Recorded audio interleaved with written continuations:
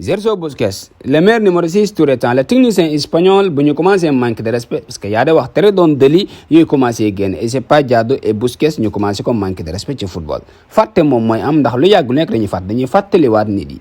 wanaat leen moom mooy kan xamalaat leen moom mooy kan un vidéo tere am solo pour Busquets spécial pour Busquets nga xool joueur bi mooy kan ak analyse yu doy waar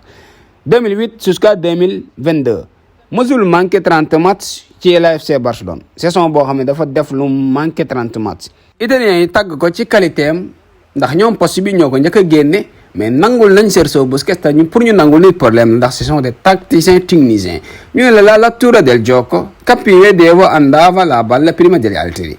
il controllo la palla usiva il corpo e per coprire sapere uscire dal pressing il passaggio puliti deve ordine alla squadra con tocchi semplici e precisi e perché era così importante equilibrio copriva gli spazi tegalal la si lassati dei compagni in attacco reggia mooy registrerà era il punto di passaggio tra il difesa l'attacco dinaa la ko tekkil ci li nga xam ne moo nekk wolof wala en français li ma la doon wax sànq mooy temps bi mu ci def ak lim ci def yëpp moo tax ñu ne la giocava sempre stesso altissimo livello senza correre e vuoto maanaam du daw sans dara chaque jour même niveau moom lay jouer et même poste léegi nag li ma la doon wax sànq ma tekkil la ko pour nga xam ko maanaam joueur bi importance am ci biir terrain lan moo nekkoon njariñam parce que ñu bari xamuñu joueur bi importance bi moo tax yenn joueurs yi ñu leen di xalab toujours dañ ne la Busquets était un milieu de terrain et unique répète pour son intelligence tactique sa vision des jeux et sa capacité dicter le tempo et mesure li nga xam ne moo nekk sur la terrain lecture des jeux boo xam ne amee na ko il anticipé et toujours trajectoire des ballons avant tout le monde contrôle des balles utiliser li nga xam ne moo nekk son corps couvrir le ballon saa waay dégg nga leen wax et ça dégage li nga xam ne moo nekk pressing da doon génne pressing bi équipe bi di indi moo tax ñu ne ça dégage de pressing si contrôle bu muy def ngay daw def pressing ñëw saa yi récupérer bal bi def doses dagg na li nga xam ne moo nekk la pressing xoolal jour bi jamais mu dégager les ballons jamais nga pressing ko ba mu dóor bal fu mu ko warul dóor buñ ne la passe politique mooy passe yu set wécc ba pare daf la koy jox fi mu la ko war a joxe ak fi nga ko soxlaa et loolu moom lañ la wax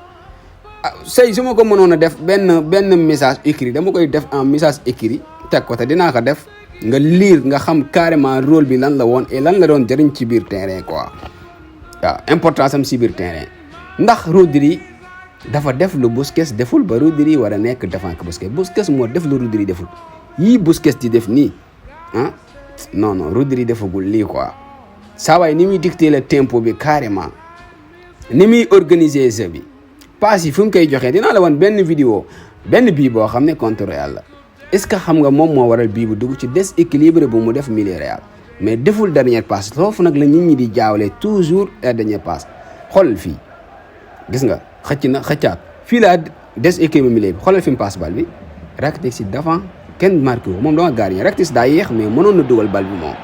lii c'est important moo waral bii bi de mais deful passe décisive mooy waral ay passes décisives yu bari doo ko gis mais importance mooy te récupérer bal bi mu def cross di ko marqué foofu noonu gis nga intelligent bi mu amee ni mu xaajee terrain bi ba def benn passe boo xam ne Rakitic si daa jàkkaaroo camp yi nga naan ana joueur Real fu ñu ne regardez kon il faut ñu respecter joueurs yi te xam qualité de joueur moom mooy lan Busquets joueur excellent ci li nga xam ne moo nekk en football mondial te loolu ñëpp ko nag c'est la première fois sax may doog gis ñuy jël Busquets di ko tëkkale ak benn joueur ka doon nañ ko tëkkale ak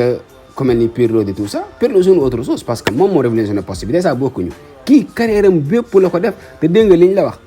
chaque jour même poste bi moom lay jouer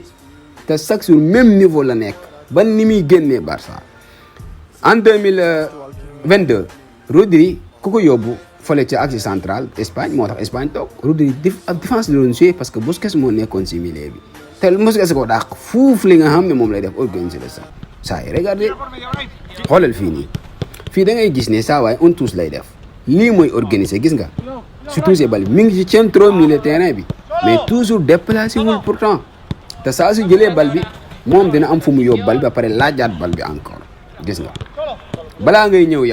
ñëw di ko marqué moom xam na fan la war a def bal bi et contrôlé na bal bi avant moo tax ñu ne la day utiliser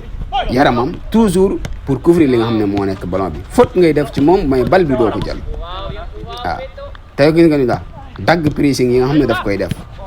sëñ bi respect quoi gis naa yenn créature kon ni di bëgg a daanu ci pièce boobu noonu di an way